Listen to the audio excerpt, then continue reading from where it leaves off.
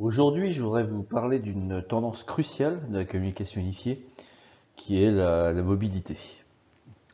Alors, je vous ai mis le lien en dessous pour la newsletter, si vous voulez louper aucune des prochaines publications, n'hésitez pas à vous inscrire.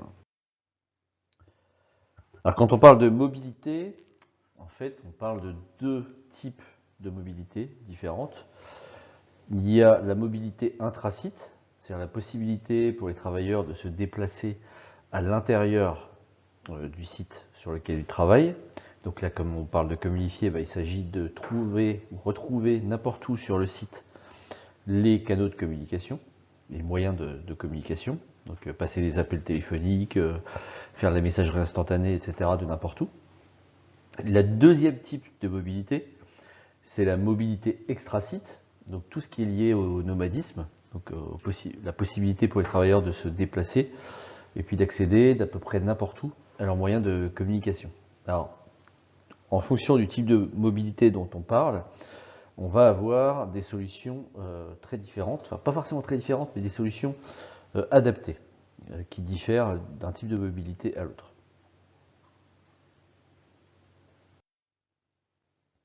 La première problématique qu'on retrouve avec la mobilité, c'est celle des terminaux. Donc, on va avoir des types de terminaux multiples. Donc, typiquement, on va avoir du poste de travail fixe, du PC portable, du smartphone, de la tablette. On peut aussi éventuellement donner accès aux collaborateurs à certains moyens de communication à travers des terminaux qui ne sont pas gérés par l'entreprise. Donc ça va apporter son lot de contraintes et de challenges, et notamment au niveau de la cybersécurité.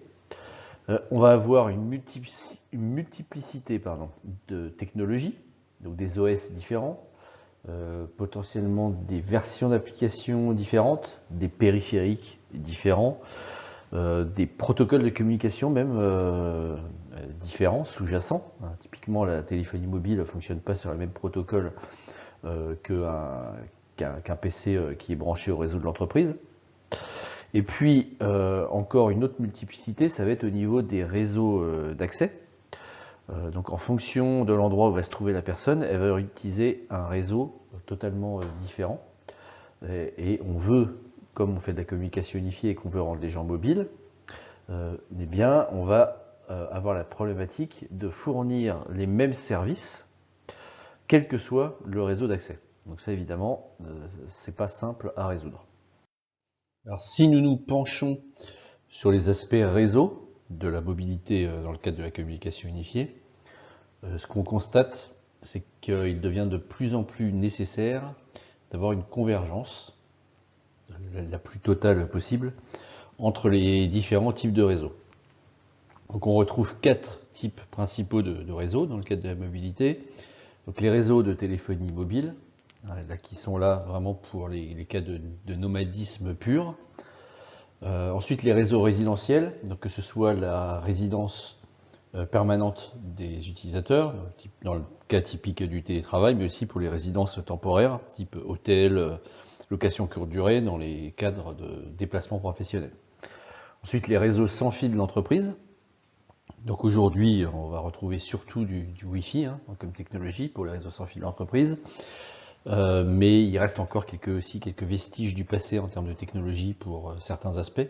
Par exemple, pour les téléphones sans fil interne, et puis évidemment les réseaux filaires d'entreprise. Donc là, la prise réseau branchée directement au PC quand la personne elle est installée à son bureau dans l'entreprise.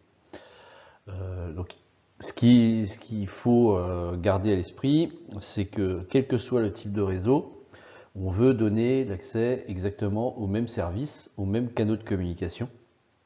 Donc ça implique qu'il y ait une convergence. Alors, convergence ne veut pas dire que tout est identique, mais il faut que les réseaux soient déjà interconnectés pour pouvoir offrir des services de communication d'un peu partout. Et puis, il faut aussi que ces réseaux permettent le passage des flux de communication de manière indifférente. Notamment, ça veut dire de ne pas avoir de restrictions qui empêcheraient certains flux de passer. Et donc ça implique un gros challenge, notamment au niveau de la cybersécurité. Alors si ce type de sujet vous intéresse, hein, comme d'habitude, si vous avez déjà vu d'autres vidéos de moi, je vous suggère de vous inscrire à la newsletter. J'ai mis le lien en dessous. Et autre avantage si vous inscrivez à la newsletter, c'est que vous aurez accès en premier et à un tarif préférentiel à n'importe quelle formation que je sors dans le futur. À bientôt.